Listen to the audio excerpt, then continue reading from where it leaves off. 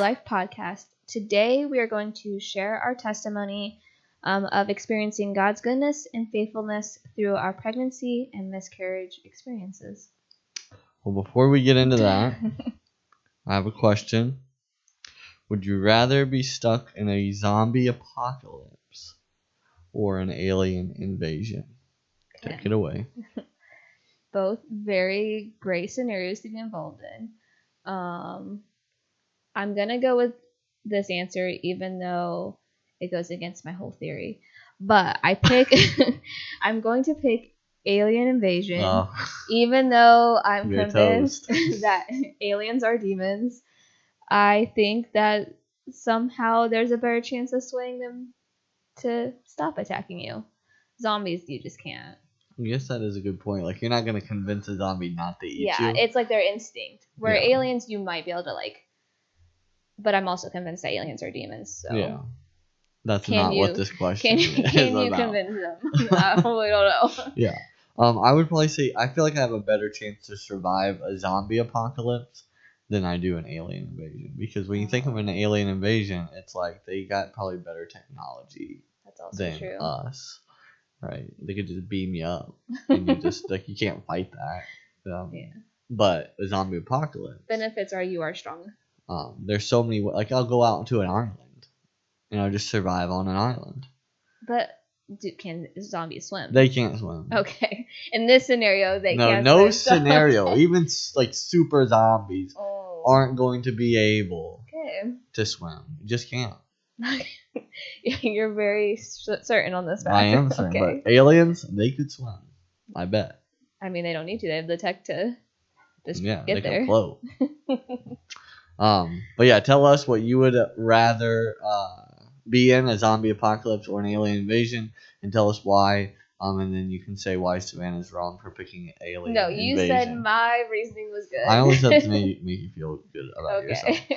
All right, so we're going to talk about our testimony today. Just about, like what you said, God's goodness and faithfulness during this journey that we've went on. Obviously, people that are watching this podcast can see that you have a baby. Yeah, it's pretty obvious. You have a baby in there. So, but we're going to talk about how we got here, the journey that it took. It's a pretty crazy journey.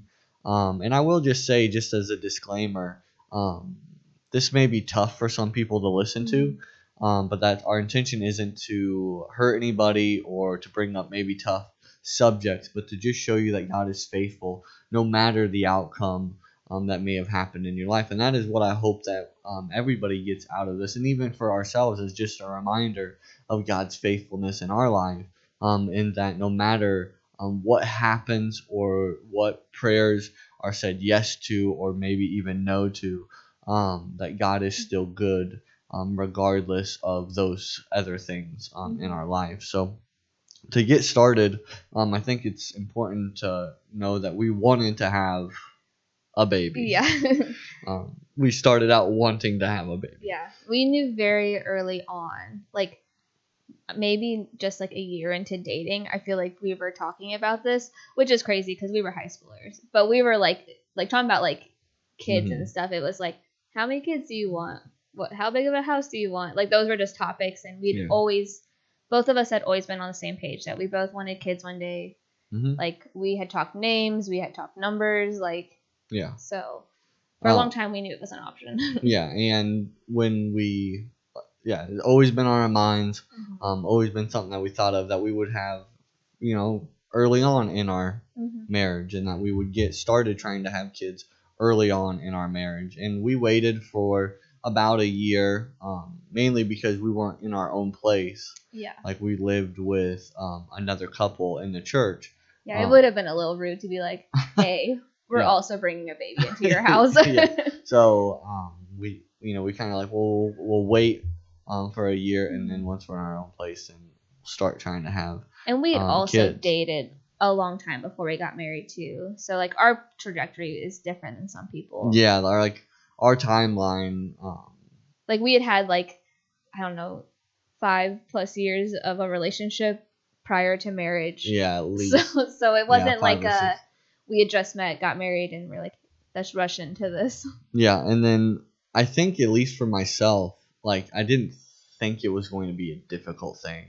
Oh no. But it ended up being a difficult thing. It ended up Mhm. not being as easy as what we hoped it would be, right? Our timeline began to get stretched and stretched and stretched more than what we Mhm. thought. Like, we thought we were going to start trying to have kids, and then within a few months, like, we would Yeah. be expecting, and then that following year, like, we would be having kids, and Mhm. we would be starting a family and all those things. But that's not what happened. Mhm. So that brings us to this kind of waiting period that we got stuck in, longer than what we thought we were going to get stuck in. And I think during that whole experience, for me at least, is I don't think I took it maybe as tough as you did, Mhm. at certain times. But I do think that for myself, there definitely was a point where I was like, why is this not happening as fast as what it does for other people? Yeah.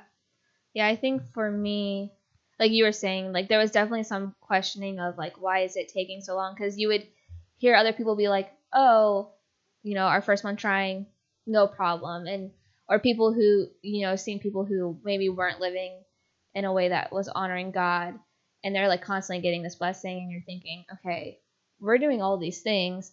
Obviously, it's not like you have to earn it, but it's like, okay, we're doing all these things for Hmm. God. Why is it not happening? But yeah, I think I took it harder because I remember like there had been a moment where we were just trusting and waiting, and then it was like, okay, maybe we should do some testing just to check and see what's going on.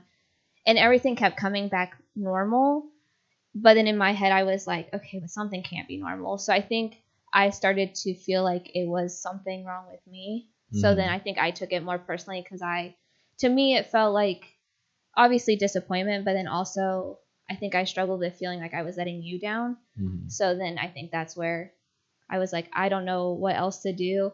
And I'm a very like control the situation kind of person. And there was only so much I could control in Yeah. this situation. Yeah, it's like, I'm glad you said that, because like our mindsets are two very different We mindsets. learned that a lot through this process. And you like to be organized and controlled, and set dates and things like that. Mm-hmm. And then when those things don't happen, like, that's, it feels like it's all messed up and it's not going the way that you want it to go. Mm-hmm. But I remember, and I'll share this story now so I don't forget, is during this whole process, it's probably been about 2 years that we've waited so far Mm-hmm. from when we started trying. Maybe not quite that long. It's around there. Yeah. And I went to a men's retreat conference, and we did these breakouts, and there wasn't even very many people there, but we our group and another church had sat together and started talking, and I never said anything about my situation, and I still had never said anything, um, and this guy had mentioned that him and his wife, um, had waited for a child for 12 years. And then I think that the Holy Spirit was just confirmed in me during that moment, was that, like, we haven't even waited that long. And I came back home to tell you that. And that's not something that, your wife wants to hear, really, is that, we still got 9 more years. But Yeah, you're like, we haven't waited that long. And I just wanted to hit you so hard. yeah. And, but it did put it in perspective for Mm-hmm. me that, sometimes what feels like a long time for us isn't really that long. Mm-hmm. And not to diminish anything, like diminish any feeling. Right? We still wanted a child really bad, and we wanted it soon, right? Yeah. We wanted it soon so that we could experience the love of growing a family and Mm-hmm. loving a child and raising them up in the Lord, and all these other beautiful reasons, to start a family. We wanted to experience that as many times as we could, really. Mm-hmm. Maybe not as many times, Yeah. because we I'll probably need say, better jobs for as many times. yes. But Within reason. like I said, we had a number in our head that we were going to have 3 kids. Like, that's Mm-hmm. what we wanted. The Lord does all sorts of things, but that's what we wanted. Yeah. And it's taking forever just to have one. Mm-hmm. And so you begin to, begin to question, is this ever going to happen? And you know am I doing something wrong, or lots and lots of stuff come up. But like I said, that moment there at least helped me just kind of be at peace with it during I this will whole say, process. like, even though it was a frustrating thing to hear, I do think we leaned on it a lot, because there would be times where I feel like we would jokingly be like, oh, well, we still got this many years. And so, like, even though it, like, didn't fix the situation, I feel like it helped us, at least it helped me make light of the situation a little bit more, even though in that first moment I was like, nope, this is a terrible thing to say. And when you're trying to have a baby, the why it is so difficult to stay at peace is because there's going to be moments throughout the journey that you're reminded that it's not happening, right? It's not something you can just throw in the back and forget about, because there's moments where you got to take a test, and that test is every negative. month you go through the same, I would go through the same, like, cycle of, like, emotions of, like, trying not to be too hopeful, but then you would always obviously get your hopes up, and then inevitably, like, those get crushed, and then you're like, okay, do I be sad, or do I just know this was going to happen and move on? And I'd have to do that every single month.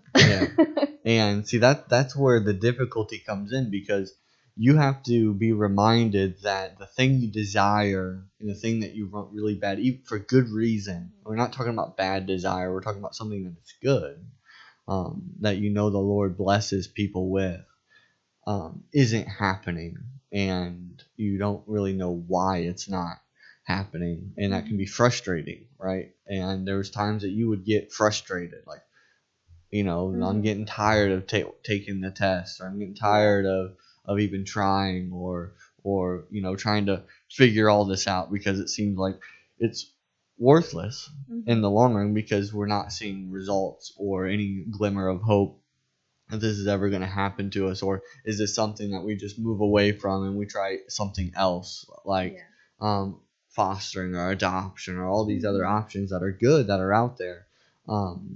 But we wanted the Lord to bless us with our own child, and if the answer was going to be no, then we would look at these other options. But we wanted to make sure that the answer was no.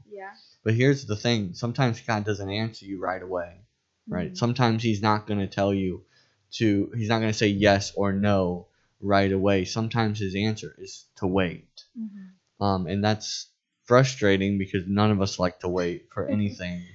And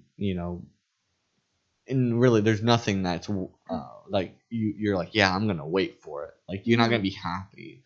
You may be okay with waiting for it for a moment, but the longer and longer and longer it is, the more frustrating it gets. But the Bible scattered throughout about this idea of waiting on the Lord, right? Waiting for the Lord, and the Lord will bless you. And I think there's a beautiful verse in Psalms 27:14, which says, "Wait for the Lord, be strong, and let your heart take courage."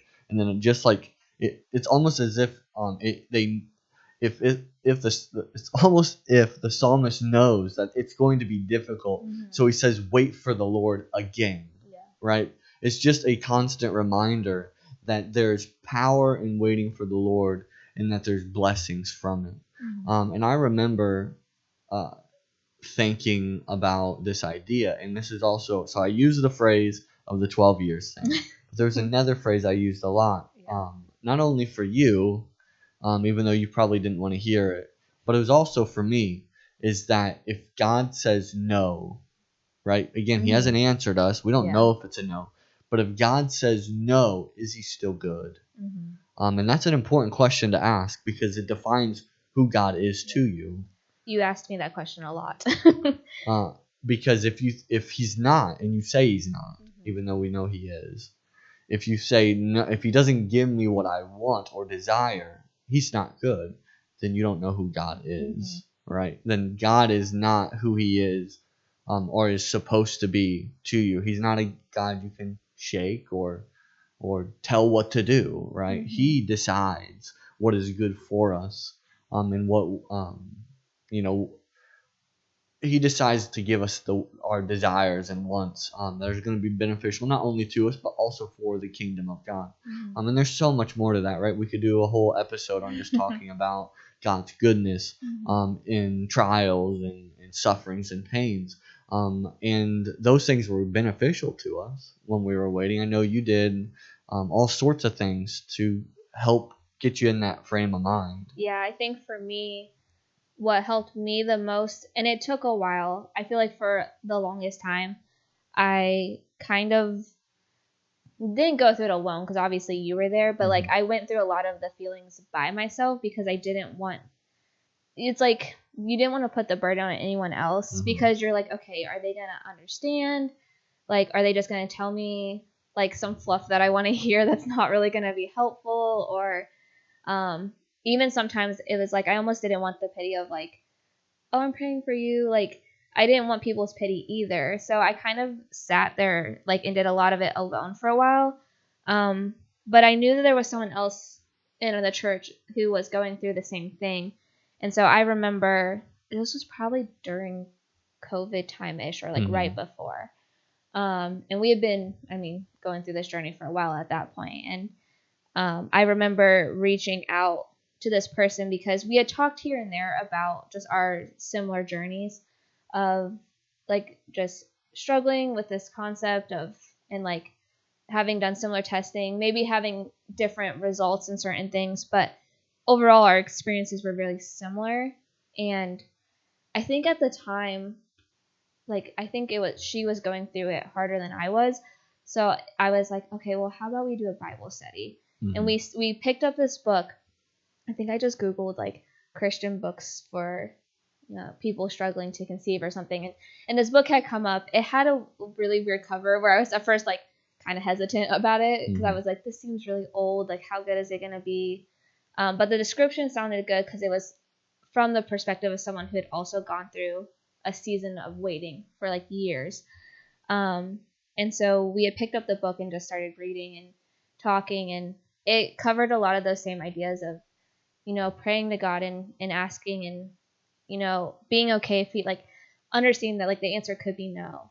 And like, how do you be okay with that? And, but also like the answer might be just not yet, or, and it gave a lot of good like moments for us to just have an outlet to like have structured conversation because we were, digging into God's word and looking at it from a biblical perspective, but also just kind of gave a space to vent with another like female where like obviously like I could go to you and I knew I could, but I think like obviously like for both of us our experience is going to be different, and we're not like some of the challenges that I was experiencing were things that you couldn't necessarily relate to, and so we were able to like relate to each other and be like, okay, our husbands are both pastors, they're both giving us mini sermons, but here's how we really feel, like how do we process this? And so I think that was really helpful when I finally decided to let people in, and like your family was really good with that too, like your sisters were constantly asking, so that gave a good spot too. But it was easy, and I think it is easy to like almost hold it in, which is not healthy either. But it shows that value of just having a good Christian community, of being able to find people to like just lean on. And when days were hard, I knew like I could text this person and say, hey, like I know we're not meeting right now, but like I'm having a really hard time right now, can you just pray for me? And like being able to lean on them was such a benefit like during that time.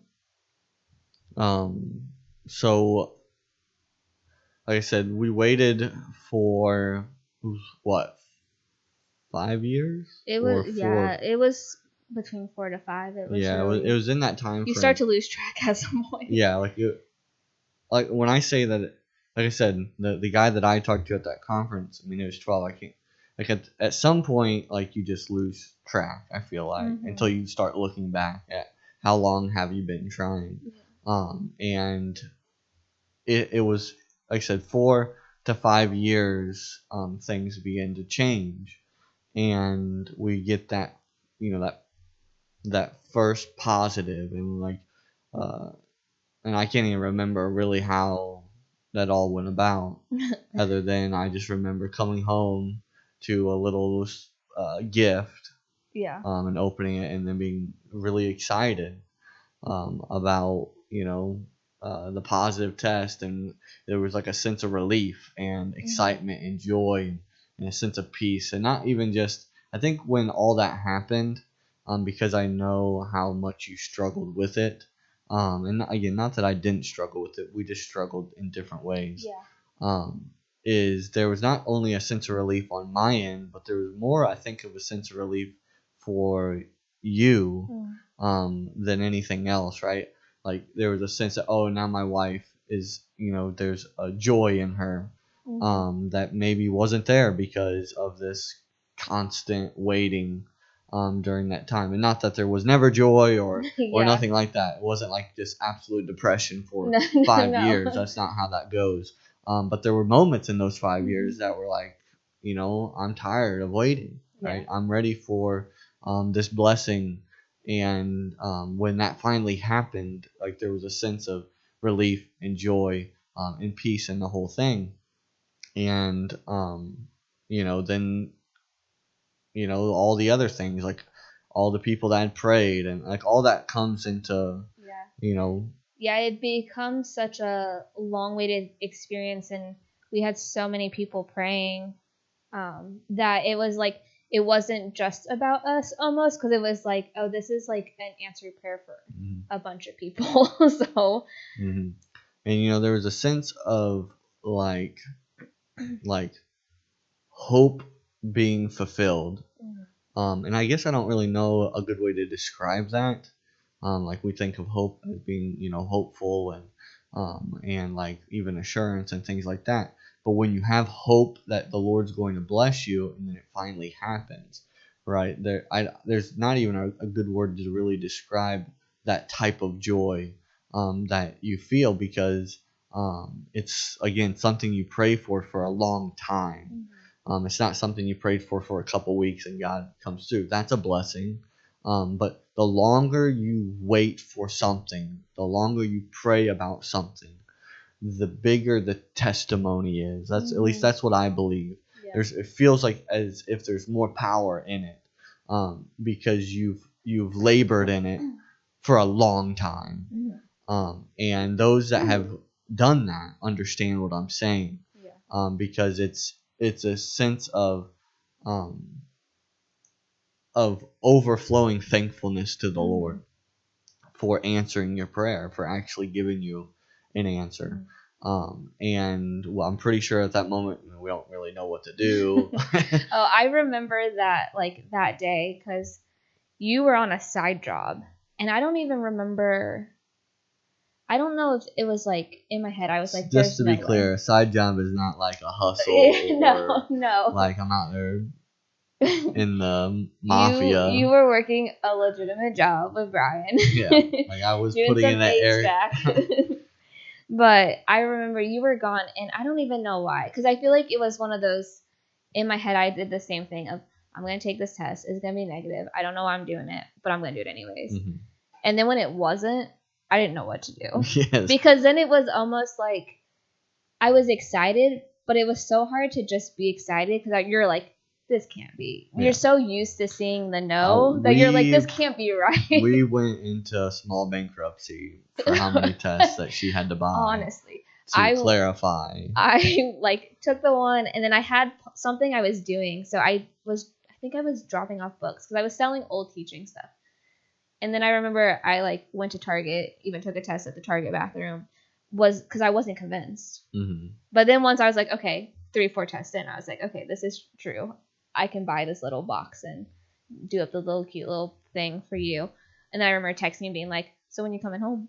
Like, please come home. But I think it was not that I wasn't excited, because I really was. But I think it was hard to get excited at first, because you're just like, this can't. Like, yeah, there is I'm going to wake up tomorrow and this isn't going to have happened. Yeah, there's a sense of disbelief when something major happens that you've waited for a long time for, right? You have a sense of doubt within you to be like, can this really be true? Can this really be happening? Because I think at that point, it's like I I knew that God hadn't said no, but then there was still that part of me where it's like, well, it'd be easier if I just like accepted that maybe it is a no. Like, and then I was like, oh wait, it's not a no. Yeah. So, but it was definitely an exciting moment, for sure. And then, like you said, we had no idea what we were doing. But unfortunately, I think like with this experience, we had I don't even remember 6-7 weeks. It wasn't very long, and then that kind of got ripped out from under us, in a sense. So, we were going to Chicago for, I don't even remember what it was. It was like a retreat. It was supposed to be a pastors and pastors' wives like retreat, like, and it was supposed to be relaxing. And it was like a conference. Yeah, like there was like worship and things, and there were other people from our association. It was like a revitalizing type of thing. Yeah, because we went with Jimmy and Carla, and then there was other people from our association who had been going, but it was kind of one of those like, oh, this is gonna be fun. Like, we're gonna have a great time in Chicago. I was gonna go to the aquarium. It was gonna be great. And it quickly became not great. So that first night we were there, I think it was before we had even left. I think I had noticed some stuff that was going on that just wasn't normal. Yeah. But it wasn't normal, but it's one of those, and if you've been pregnant, you know how this goes. Everything, like every symptom, everything that happens is normal and not normal. Yeah. And you have to find the fine line of when it's like crossing over into not normal. So like I had some stuff going on, and I was like, okay, this is weird. This is different, but I've never been pregnant before, so I don't know. And it was things that we had specifically been told, this could happen, and it doesn't mean anything bad's happening. So I think I tried to play it off of like, it's probably fine, like not a big deal. And I told you about it, but I think you were maybe under the same impression of, we're not going to stress about it. Like, it's all good. And I just kept monitoring things. And I mean, we had the drive to Chicago, which isn't far, but it's a decent drive.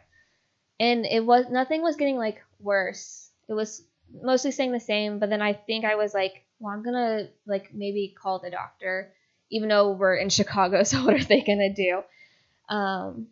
But I kept going back and forth because I didn't want to be like the person who was overreacting. But then we had gotten to Chicago. We had a little bit of a moment to relax, and like our first thing wasn't going to be until dinner. Like it was dinner was the first thing.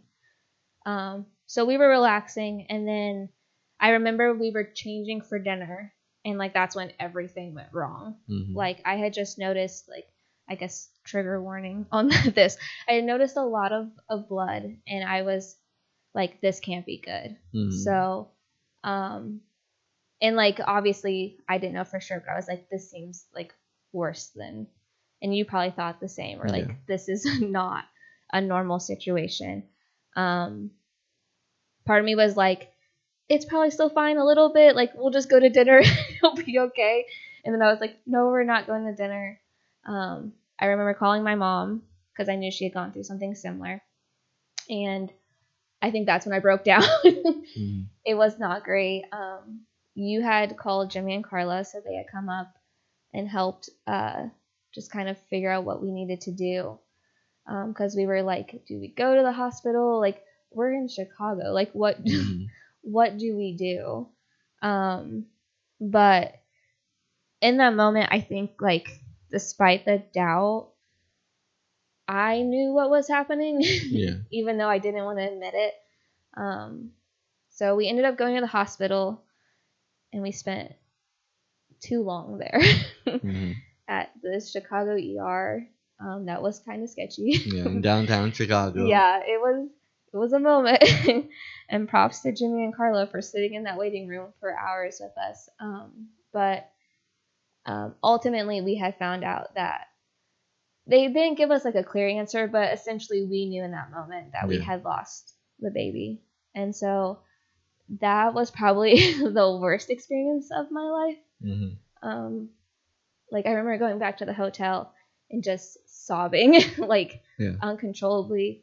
You were upset, which made me upset because you don't cry. So when you cry, then I'm like, okay, I'm done for. Like, but you're like, what do we do? Yeah. And so it was, I think it was like easily one of the worst moments of life. And we were like, well, and I still say this today, I'm like, we're never coming back to Chicago because this place is terrible. Yeah. And it's only full of bad memories. But I don't know if there's more you want to add to that. I remember moment. when all this was happening. I remember I walked away for a minute into the while you were in the bathroom. And I remember this very vividly, like slamming my hands on the desk or whatever it was. I don't remember. Yeah. And just praying like, Lord, why? Like, why is this happening? And I have double tissues. I came prepared. it was tough because, as we just talked about, it was the hope that we had felt as if it was just ripped away. And that was really tough to wrap my head around. Like, all the joy and excitement that we were feeling, we had told some people, and they experienced the joy with us, and the celebration of all the prayers that had been prayed up to that moment felt as if they'd just been ripped away. And I, again, like I said, just remember very vividly asking the Lord, why is this happening?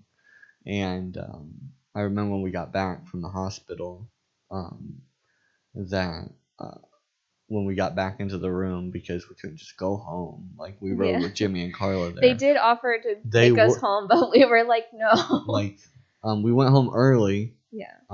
But we allowed them to stay and do maybe some things. It was a blessing to have them there, because I don't know what we would have done all by ourselves. Oh, yeah. So that was a huge blessing from the Lord, that we had somebody to lean on during this whole moment. But I remember getting back into the room and just falling to the ground. Like, it has just been exhausting, emotionally, spiritually, physically, being at the hospital, thinking about all this. And I remember we both just fell to the ground, and we just sat by the bed and we just cried. Yeah. We sat and we stared at this weird light up painting on the wall. And we were just like, what do we do? Yeah. And it was weird because I had never really experienced sorrow like that. Yeah. Like, even when Mom passed away, it had its moments, but it really only had its moment for a moment. Not that I hadn't been sad, before and after she had passed away, of course, but I never like broke down, to the point where it was like uncontrollably. And this was a different type of moment, because it would come in waves, for a few days. Yeah. And even when we got home, getting home was the worst. Yeah. So that was what was tough, because you're left questioning, like, what does this all mean? Yeah, I think for me too, it was like maybe just some naiveness, and not that there's anything wrong with that, but it was almost like I had this mindset that we had waited so long for like an answered prayer that like in my head I was like, this would never have been a possibility, because you're like, all right, well, I already went through the hard part. Like, I waited 4 to 5 years just to get the yes answer. So like, to then have it ripped away, you're just like, wait a second, haven't I already been through enough? Like, but surprisingly, I think this partially just shows like God's peace in the situation. Was I remember we came back. I don't remember the days of the retreat, but we came back and church was like the next day or a couple of days later. And everyone was like super understanding. They're like, you don't have to come to church. And we were both like, no, we have to come to church. I hid up in my office until church started, because I was like, I can't like talk to anybody right now, because a lot of people didn't even know, but I was like, I'm not in a spot to talk to people. But I remember coming to church, and like, I think it would have been so easy, and maybe people would have even been like, no, I get it, to be like, I'm mad at God, like, and just kind of want to like pull away. but I don't think I ever felt that way, and I don't know if you ever did or not. But I remember like just having this weird peace. Like worship was hard. I remember I like trying to hold it together during singing and stuff, but like we were here because we knew we needed to be in God's presence, and it was just something about it where it was like it would have been so easy for me to say, okay, God, I'm done, and like I never got to that place, and I'm so grateful. But I think that also just shows like that's God's peace, because like there was no reason I should have been not like I wasn't okay, but like kind of okay in a sense. Yeah, and this is something that those that have experienced this, which is what I was also going to talk about, is during this whole moment, a couple weeks after, or not even maybe even that long, but we had come to the realization that we knew quite a few people that have went through this, and not that it made it any easier or anything like that, but this was at least more common than what maybe we had thought. Again, it didn't make it easier or nothing, but I remember that I preached a message not long after. And it's interesting because I already had this message picked out like before all this had happened, and it was a message, and it was really going to be more like I was going to use the illustration of my mom for this message because it fit really well, but it was on the persistent widow, and how she just wouldn't stop with this judge, and then finally the judge gives in, and the whole idea of this parable or story or whatever is the idea that if the judge would give this to this persistent widow, how much more will our loving Father give to those who ask?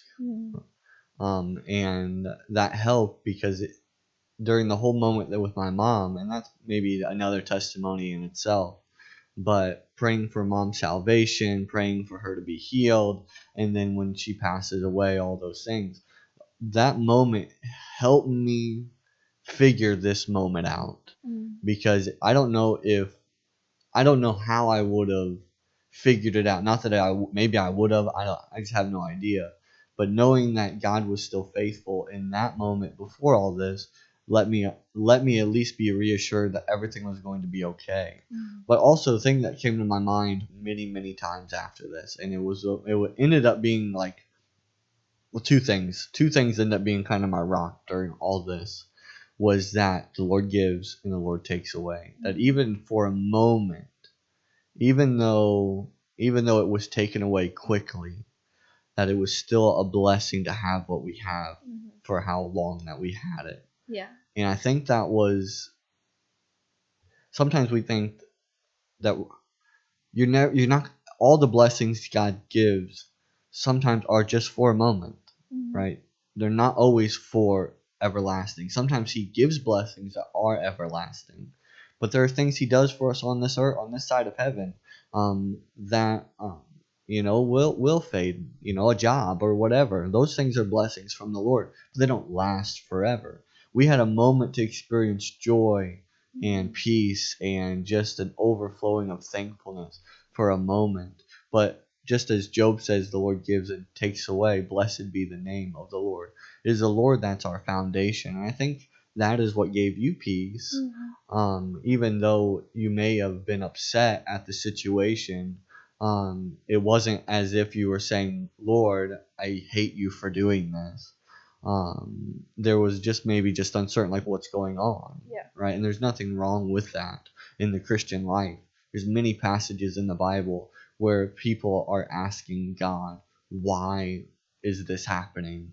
What's going on? But even during all that, they're saying, Lord, I know that you're still faithful and that you're going to bring about your love and your justice and your mercy and your righteousness. And the list goes on and on.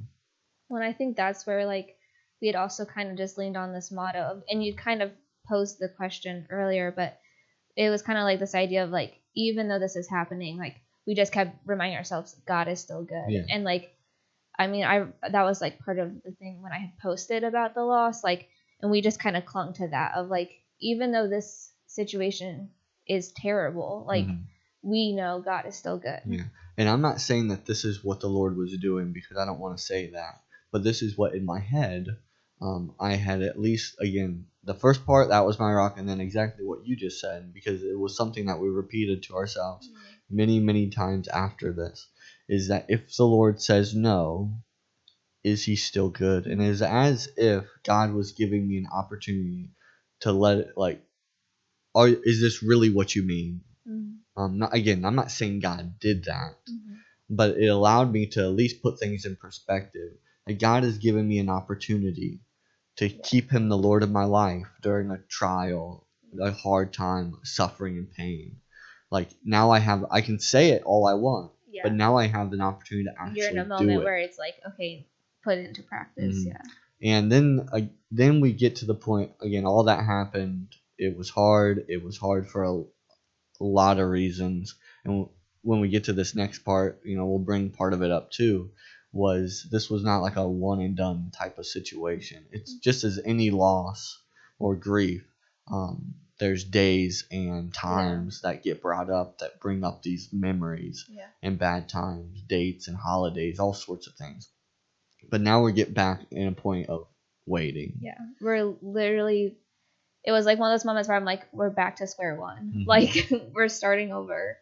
How long is this going to take? Because in my head, I'm like, I've only known 4 to 5 years of waiting. And I'm like, do I have to wait 4 to 5 more years? Yeah. And can I even handle that? Yeah. And that is exactly what I was about to say, because you already experienced what waiting felt like.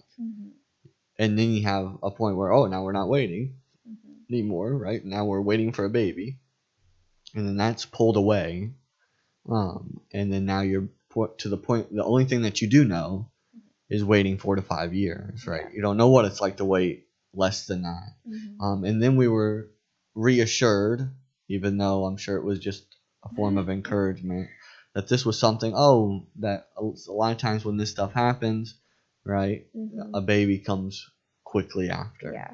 Well, that wasn't the case.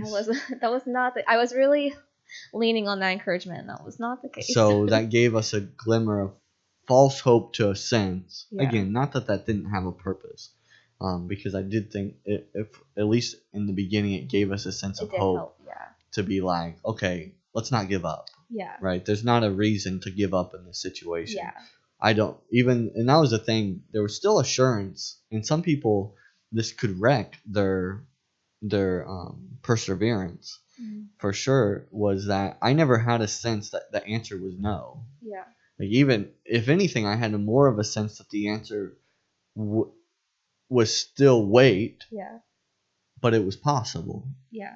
Right. I think even though like it was hard, we came out with a little bit more hope of like, okay, it's happened once, and even then with everything that had happened, they were like, this wasn't like, there was nothing that you guys did wrong. Like, we were reassured that more than likely it was a genetic thing that just happens. Like, so it was like, it did, I think, give a little bit more peace. And it was also, like you were saying, like, God never once felt like he was saying, like, no. Yeah, there was no, like, there are times in my life where I felt like the assurance that, okay, this is done, right? The Lord saying, move on. Yeah. Right, to do something else. I never got that sense with what we were doing. And it would have been easy too to be like, because there were moments where I was like, okay, are we going to go through this all again just to go through the same loss? Yeah. So it would have been easy to say, okay, I'm done. Like, did not do that, because I was like, okay, no, like this is still something that I want. It's still something that I'm praying for. But like we said, it didn't happen right away. We kept waiting. Same idea as what we already talked about. Test after test, negative and negative and negative. A sense of, again, those moments and that all this is happening, thinking, is it really going to happen? And I know for you, there's other anxieties when it comes to wanting to be a mom and things like that I'm never going to be able to completely relate to it, even though I do understand it. Yeah. Is that, like, at a certain age, I'm like, I'm not getting any younger. but but all that's just anxiety upon Yeah. anxiety piling up to make this, moment, even more difficult when you're thinking about these things. Yeah. And I remember there was a moment where you texted me while we were in service, and I think I was doing sound, and you would message, say, "Hey, can we go down to the altar to pray?" And this had been a few months, I think, since all this had happened. Yeah. And I don't think I even responded. I think I just came and got you. Yeah. Or something like that. And played the altar song. Like, a lot of times I won't go to the altar because I'm running You have sound. like 700 things you're doing. And, if someone else is running sound, maybe that's a different scenario. But, so I thought, no, this is a moment she needs me. So I need to go and we need to pray together. And I knew what it was about. It was this thing that we've been praying and praying and praying and praying for. This wasn't the first time we went down to the altar for this. So I knew it was something that we needed to do. I think I do remember it. Specifically, I think Jimmy said something like, he was talking about, we were already talking about next year with Vision Day, and he said something like, "Oh, I want the church to be able to have praise or something." Yeah. Like, it was like that was the point. He said something specifically about like having moments of just people praising God during Vision Day. And in my head, I just like felt like God being like, "You're gonna be able to give praise for this." But I was like, we have to be praying about it for it to be a praise. And I think that's when I was like, I gotta text Phil. Yeah, that's what it was. Like you wanted to pray because we wanted to fast for this. Yeah. Like we wanted to make this our personal prayer and fasting thing. Even though it had been our prayer, probably both of ours for a while, but we're maybe, and this, I don't even know if this is the right way to say, because I think we were just as genuine then as we were at this point, but there was a slightly different feeling, I think, at that moment.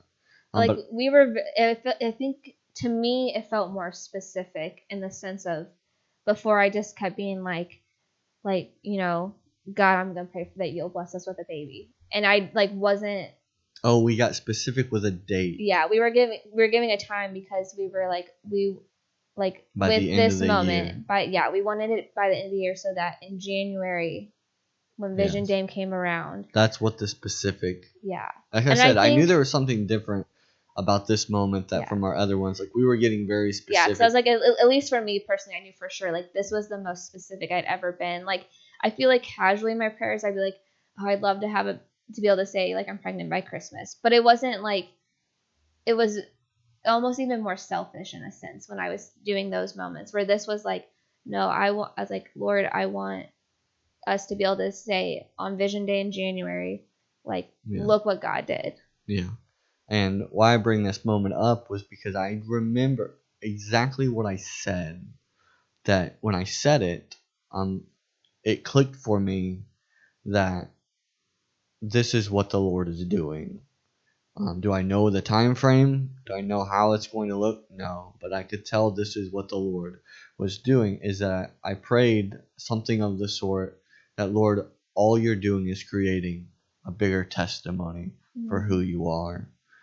So I said something of, Lord, if we have to wait for years and years, if it means that your name will be even more glorified, then we'll wait. And I think, again, that was just another moment that helped me continue on and not be upset or angry about the situation that we had or the situation that we were going to be going through. Because, again, negative after negative after negative, and then even pushing towards the end of the year when we prayed and fasted for this. And there is a sense of doubt that can creep in, even though we try to do our best to stay positive. Sometimes that's easier said than done. You definitely did better than I did. Well, again, I'm not the one that is taking the test and immediately looking at them. We went through different experiences. Yeah, because I can say during this second moment, and not that this didn't happen in the first waiting, but I know during this second time when we were back to waiting, there were definitely, even though like I knew God was still good and I had this peace that like everything was going to be okay, I remember that there was also lots of moments of like just extreme like bitterness that I went through, because around the same time as our loss and this waiting, we just kept hearing everybody else was like, I'm pregnant, and you're like, great. And you're like trying to be happy for them because it's still a blessing. And it wasn't that I wasn't happy for them, but I remember like being really bitter during the second time because it just it always felt more like a slap in the face if you're like, okay, like this timing couldn't be any worse. And it's like not that anyone was doing anything like out of spite, and most of these people actually were very like respective of like our situation. They were like, hey, like we hate to have to tell you this, but I do remember being a lot more bitter during the second time, even though I weirdly knew like God was still good and like he was still giving me peace.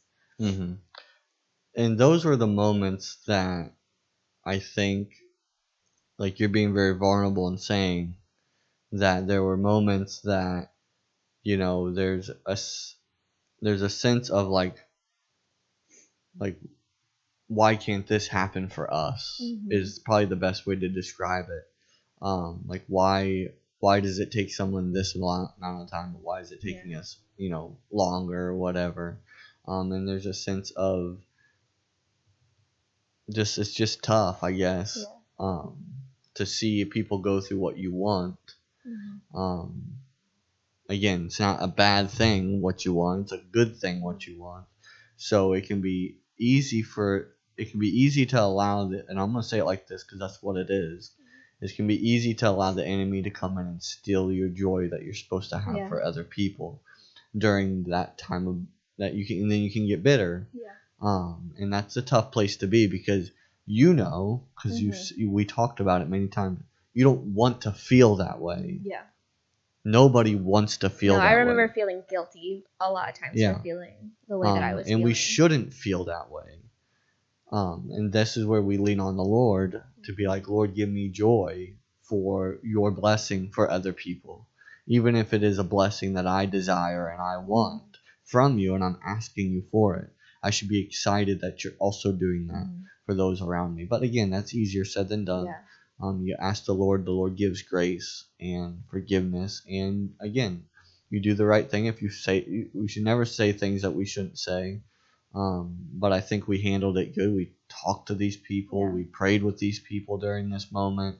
Right? We celebrated with these people, even when it may have been difficult. Because that is the right thing to do, because God's blessing isn't just for me, it's for all those that follow him and love him. Like you said too, like I think we were really fortunate too that we just had people surrounding us too that like had been through similar situations, or just in general, we had like so many people just praying for us too, that I think helped make it easier. Like I remember even just the Clarkson Baptist mission team coming in and praying for us. Like I'll never forget that moment. Like everyone was very sweaty and smelly, but we were also all crying.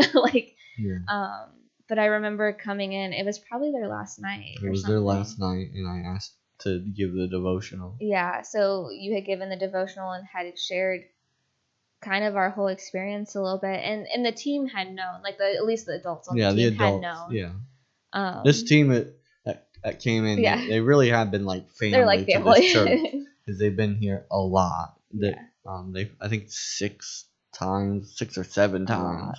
And that may be more. I don't actually know, but they've been here a lot, so they are like family. And so like they even knew the situation prior, but then you were able to share just the experience too. And I remember them saying like, you know, we're gonna pray over them, and like just those moments like that, like just reminded me so much of like God loves us and loves his people, and like we also have our church family who loves us and is praying for us. And so it's like even when it was hard, it was like you had moments like that where you're like, okay, like everything's gonna be okay, and like God is love, God is good, like everything is everything's gonna work out. Yeah, I remember that moment with this mission team, because it was, and again, this is what, when you're looking for the Lord in your times of struggle and pain, you're going to, when things come to the end, you're going to remember all these pivotal moments that, wow, we prayed at this moment, and now we're seeing the blessing from it. Or we mourned with this person and cared for this person when they were going through hardship, and now look at what the Lord's doing with them. And the list goes on and on. And I remember that moment because my intention was not to just create people to cry. But that you did a good job. I was crying. There's a lot of people we were all crying. were definitely shedding tears.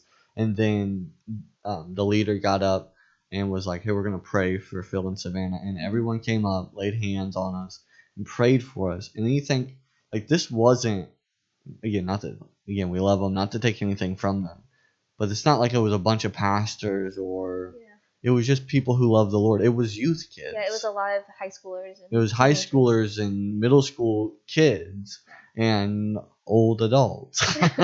Not all of them were old.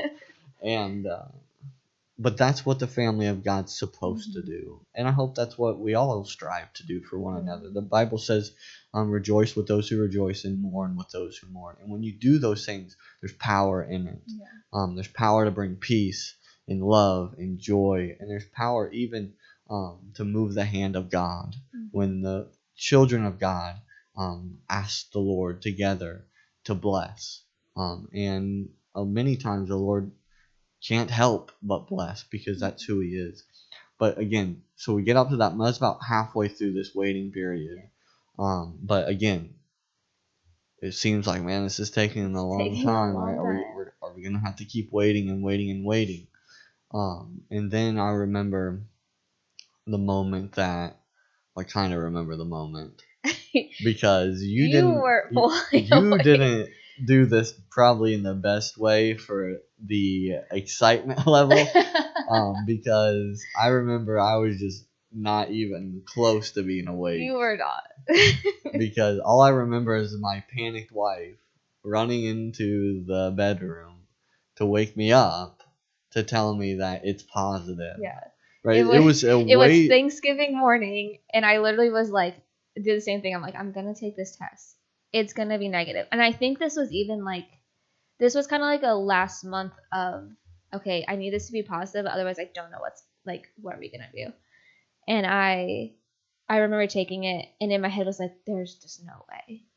And then it was, and then I was like, all right, we're not doing any cutesy gift this time. I was like, I'm waking Phil up right now. And it was early because I was going to watch the parade. And you were not awake when you walked into that bathroom. But it was still good. I appreciated the moment, even though you were kind of stunned, but also probably still not awake. Yeah. And, but I do remember, like, it was a different feeling than the first time. It was, I guess I don't even really know a good word to describe it, but it's as if I knew that, again, like I said, this is hard to describe because there was a sense like, of course, like in a good way. Yeah. Like, okay, like before there was like, again, there was like disbelief and like, you know, is this really happening? And just joy of finally. But this was more like all the things that had led up to that moment. I wasn't as surprised by it. Yeah. Not again. I was really excited, really happy. Right. We embraced each other. Like it was still a wonderful moment.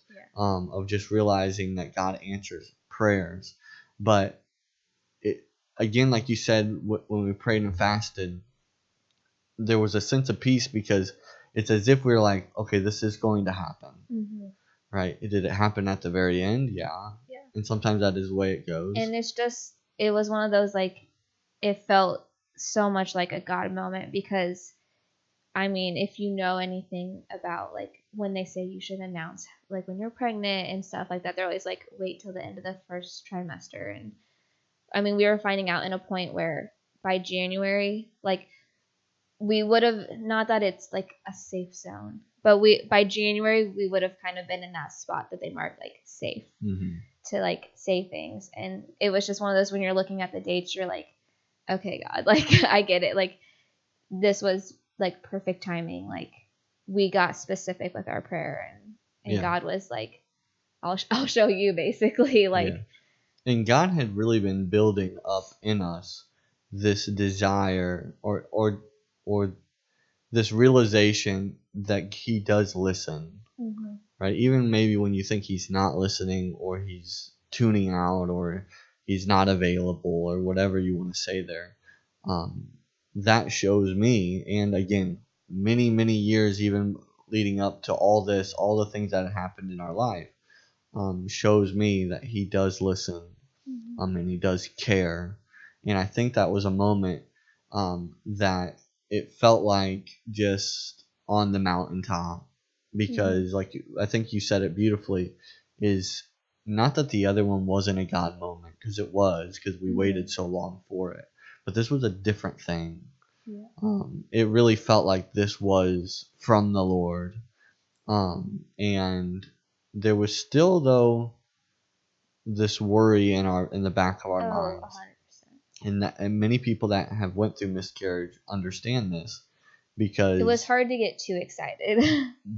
You struggled with this quite a bit too, but even myself, it felt like you didn't want to go too crazy. Yeah. Because you didn't want that letdown again when things happen. Like, it was almost as if we were preparing ourselves not for it to happen, but we're almost building defenses that if it did happen, we wouldn't be absolutely destroyed like we 100%. Were the first time. And I could promise you, even though we may have been doing that, and maybe that's not even the right words for it, that's not really how it works. Like, we would have been just as crushed. If anything were to happen, that's just the way a miscarriage is in general. Yeah. There's nothing you're gonna do that's not gonna make it break your heart any less. Yeah.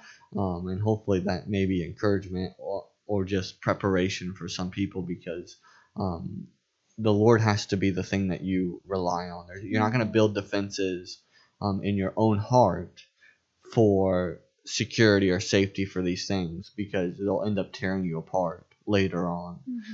Your only defense is the Lord.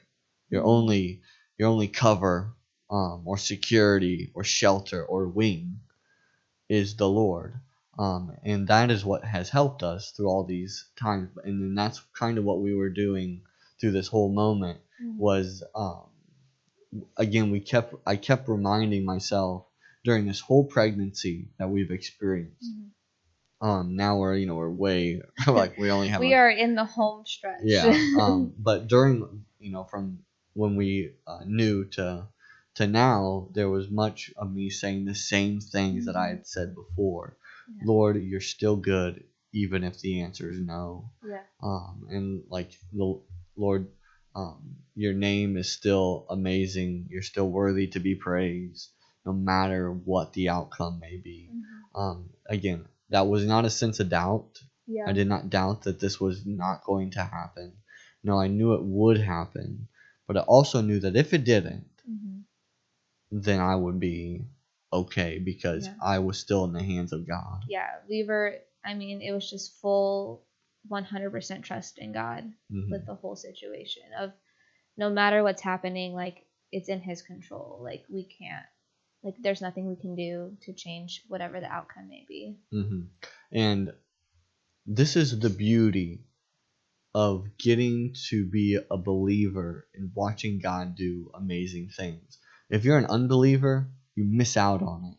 But when you're a believer, you see the hand of God in these pivotal moments in your life here on earth, so that you can give Him the glory and give Him the honor. And I'm not going to lie, there's a part of me that if this would have happened when we wanted it to happen, a couple months into us being married, would I have praised the Lord like I am now? Probably not. Yeah. Right? I wouldn't have gave Him as much glory as He deserves if we didn't go through all these moments to realize that God is helping us every step of the way, even when maybe we don't feel him there, right? Because there was those moments where it didn't feel like he was really there, but there was that constant reminder that he is there, because we've seen how he's worked in our life from day one, right? We did not just do this baby thing, but through all those moments in our lives that I'm sure we'll talk about on the podcast in different ways, and I'm sure there's more to come. Yeah, different episodes, and now we have to figure out, how to be a mom and dad, and that's a whole thing on its own as well. But when I reflect on the Lord and his faithfulness, I know it's unchanging, right? No matter what, no matter when we were crying on the floor of the hotel, no matter when we found out that we had a positive test, no matter when we were waiting for 5 years, his faithfulness is unchanging. He cannot help but be faithful. All those moments were just testing moments, testings of our faith, testings of our character, our perseverance. And through every one of those moments, we grew in all those areas. And we wouldn't be the man and woman of God that he wanted us to be without those moments in our life. So sometimes again, I don't want any bad thing to happen to anybody. But when it does, because it will, there's always going to be a trial or a temptation or pain or suffering in your life. You have a choice what to do with it. You can allow it to control you, or you can give it to God. And that's a choice for every situation, not just this miscarriage type of situation, for everything. And when you do that, you can see how God can take something that is tough, that maybe feels like it has no life, that feels dead, and see how God gives it life, gives it meaning and purpose and value. And again, the list goes on and on with that. But I think during this whole moment, it just made me understand and gave me a desire to know God more and more. To see how loving he is, how faithful he is, how much mercy he gives, and how much grace he gives, despite what I do. Because we just shared that there were moments where maybe that we were upset, and it was tough, and we were questioning the Lord. It was tough to feel happiness for other people. Like there were tough moments, yet he still loved us in every one of those. And he still gave us grace and mercy in every one of those. We're not perfect, and the Lord knows it. But praise him that he gives us life, right? And now we will get to experience what that really even means more. Like, have a greater understanding of what that means. And like we prayed at the altar, all this shows me is that the Lord is greater than I even know. When I pray that, Lord, this is just for you to build a bigger testimony for who you are. Our responsibility now is to share what he's done. Right? And that's those that are listening, that's your responsibility. If God's brought you through something tough or hard, all it should do is produce in you the desire to share how great he is to those that are around you. And that's what I pray that he does in this moment. This whole situation we've been through, I pray if one thing it does is bring God glory. If that's what if the only thing that comes from that, then it was worth all of it. Every hardship, every tear that was shed, it was worth all of it. No, I agree, and I think it's one of those things where through it all, even in the times where it felt like maybe we were saying it just to get by, like just remembering that like God is good, like no matter what, he is always good, he will always be good, like nothing can change that. But also I think through all of it too, I learned just there's so much value in these relationships we have too as fellow Christians and believers, and just knowing like how many people were praying for us and encouraging us, and it was like our like this testimony is just as much theirs as it is ours. And absolutely. Like it was just so like when we got to announce like the second pregnancy, and like just the amount of joy that people had, and just seeing like the comments of like, I've been praying for this for so long. And so it's like, it's just so exciting to see too, just like this family that we have of believers, and just seeing how like this moment could have easily just been like, this is ours, but it wasn't. Like this moment was God's, but it was also a moment for everyone else too that we knew to get to experience, and they could also see like God is still good like through it. Yeah, and so I want to leave those that are listening and watching this podcast, because even if this is not really your story, you do have a story. You do have something that's been tough in your life, because we all have. And maybe you're going through something right now. I want to read the verse one more time, and I want you to really let it sink in, because you're going to have to fall back on it many times in your life. And it needs to be a constant reminder in your life, so that you can stay close with the Lord, right? So you don't drift away, like sometimes we may want to, because we may get upset or angry because things aren't happening the way we want. But Psalms 27:14 again says, "Wait for the Lord, be strong, let your heart take courage, wait for the Lord." So that concludes our episode. Hopefully you've enjoyed this episode. Share it with someone who may be going through something like this, that it may be an encouragement for them to know that the Lord is still faithful. Just share with us maybe how the Lord's brought you through something difficult in your life. That would be an encouragement to us to see as well.